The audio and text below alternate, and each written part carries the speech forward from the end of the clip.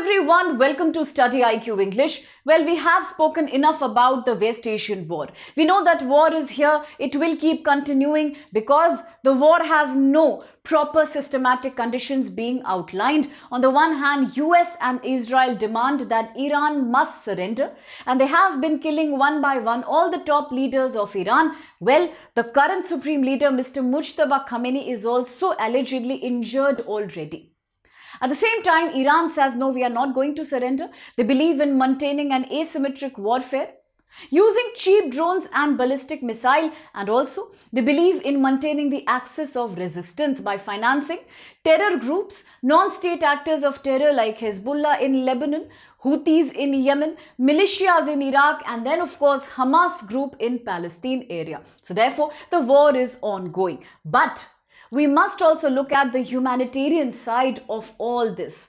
It is a very dehumanizing experience for the civilians. If you remember, about last week I had spoken to you about how an airstrike from US has led to dying of young girls in a primary school in southern Iran. This was followed by another airstrike from US pointed towards an arrow-shaped island located in Strait of Hormuz. That's the Qeshm Island. Why? Because this island has Iran's large desalinization plant. And about 30 to 40 villagers were dependent on this water. But after the plant was attacked, the civilians went without water. You see, all these are a breakdown of the Geneva Convention. And as we see, the toll of people who are dying and those who are getting displaced is on the rise. Let me begin by asking you a question. Which do you think is the largest refugee camp in the whole world? Often we talk about Rohingya refugees here. Yes, in an area called Cox's Bazar in Bangladesh, we have a camp called the Kutupalong refugee camp. It has more than about 9,31,000 Rohingya refugees. At the same time, if you look at Africa, then the UPSC had also given you a question regarding the same a few years back about the Dadaab refugee camp. A camp located in Kenya, but which is housing so many refugees who are coming in from Somalia. Now let's remember, the Sahel region of Africa is an area that experiences military coups and repeated civil wars. So refugee crisis can happen because of a civil war. It can happen because of a bilateral conflict between two countries. We have seen in the past Russia-Ukraine war. We are seeing we can see Cambodia, Thailand. We have looked into the right now ongoing West Asian war. So what about the people who are getting displaced in Iran? Internally displaced people. So whether it's climate crisis or whether it's a war, it is always the civilians who are the worst impacted. And now if we look at the data, the ongoing West Asian war, which is not stopping at all. In fact, now it's becoming a regional war. Imagine how it started. It initiated as a protest in Iran. It became a bilateral war between US and Iran, supported by Israel, of course. And then now it's a regional war because many more countries are now a part of the war already, with countries as far as South Asia experiencing a shortage of LPG, LNG and crude. So that's the scale of this war. Now, in terms of data, 1,400 people killed, but data are always underestimated. So therefore, there are many more casualties. At the same time, 3.2 million people inside Iran internally displaced. Infrastructure, home, school, hospital, desalinization plant, the very big oil terminal in Iran, in the Persian Gulf, somewhere situated here, Kharg Island, that was in the news in a very big way in the last few days. Kharg Island, that also has been attacked by the US to paralyze Iranian oil economy. So that's the sheer impact of the war. Global oil prices are soaring. That is per barrel above $100. That also means that Russia now, which has been under sanctions since 2022, being forced to sell its oil, the Ural oil, at a discounted price, is also now enjoying the monopoly as a supplier and selling the oil at a very expensive price to countries like China, India, who are the key importers of Russian oil. Yes. At the same time, there are 2-3 more countries which are already right now impacted by the war. Say we all know about Cuba. Cuba is in a permanent blackout right now because America's president, Mr. Trump, has chosen to isolate Cuba. That happened as Venezuela fell to the US. At the same time, we are seeing in the news today that Pakistan has also done a civilian attack. that is a rehabilitation center near Kabul. So are these war? All of these wars, are they deliberately breaking down the Geneva Convention, the international humanitarian law? That's a question. The main concern today, even in the West Asian war, is that what happens to this large-scale refugee crisis, to people who are becoming unemployed and homeless? Will that not increase absolute poverty? Will that not increase crime? And will that not increase translocation? Migration through illegal routes of all these people. Now, Iran's Red Crescent Society has pointed out that more than about 10,000 civilian areas have been severely damaged in the war. That includes 65 schools and 32 hospitals, and this is out and out a rejection of Geneva Convention. At the same time, if you look at internally displaced people, then people are currently moving within Iran. They are just shifting towards the border areas. Now, yesterday in the news, we also saw how Indian embassy in Iran is trying to coordinate rescue operation for Indian citizens. How? By allowing them to migrate towards the border to Azerbaijan.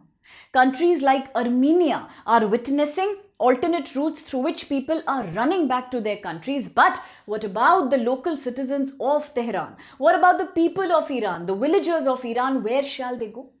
It's a question of livelihood and life both. If the war continues, electricity, water, all these infrastructures will keep collapsing, and Iran, with a country of 90 million population, will witness mass migration into the neighborhood countries. Now, in general, if we have a look at entire map of West Asia, we realize that countries are saturated with refugee.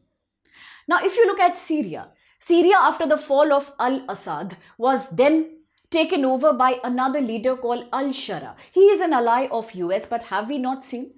Till al-Assad government was there, during the Arab Spring movement, and even after that, as late as 2018, the kind of atrocities that protesters were met with, internal displacement, abject poverty in Syria. Syria has a refugee crisis. Now look at Iraq. Massive refugee crisis. If you look at other countries like Lebanon, then southern Lebanon is already in an active war right now because it's the hot spot for Hezbollah. I have often told you about the River Litani. Now, I have a feeling these questions are quite important for UPSC. River Litani, southern Lebanon.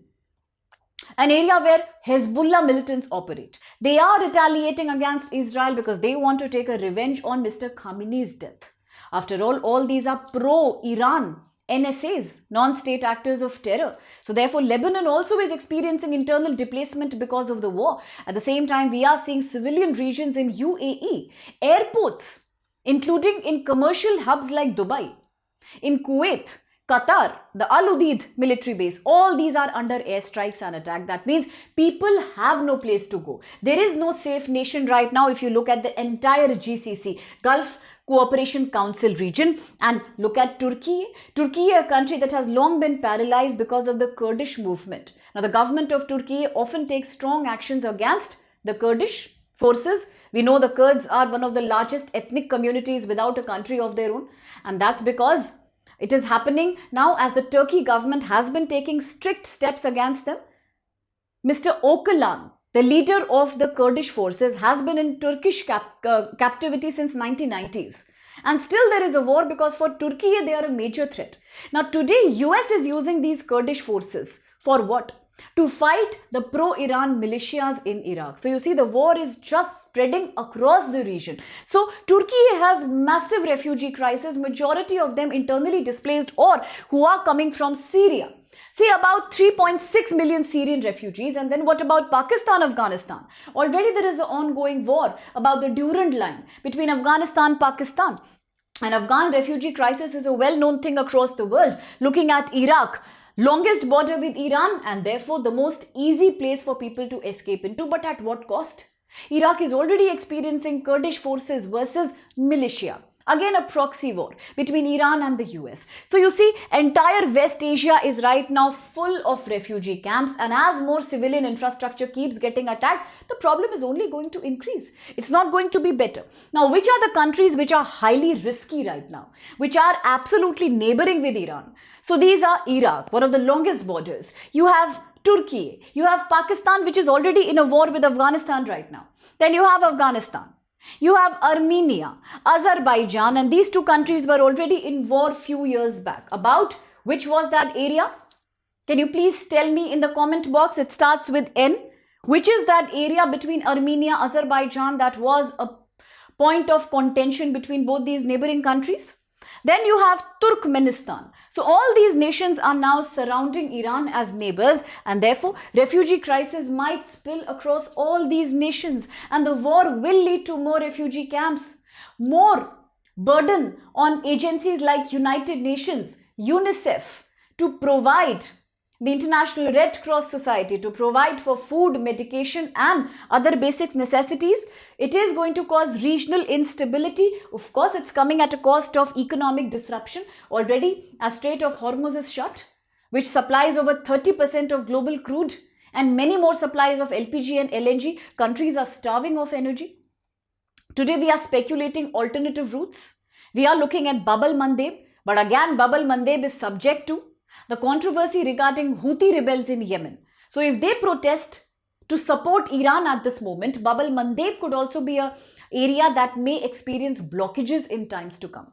So therefore, Russia becomes the safe oil import alternative for most of the countries in South Asia right now. But this also means loss of job for so many people from India and other countries who are working in the Gulf region. So that means unemployment, at the same time global oil and energy crisis. We have also seen how there is a deficiency of fertilizer, which is impacting agriculture productivity. So probably we are heading in towards an upcoming food insecurity in times to come. And what about the capacity? Now the neighboring countries, as we saw in the GCC area, have a very limited capacity to absorb refugees, but they will have spillover effect. That means there is an urgent humanitarian emergency that these areas is experiencing. This combines with political tensions, and as the war is still continuing, there is no winner.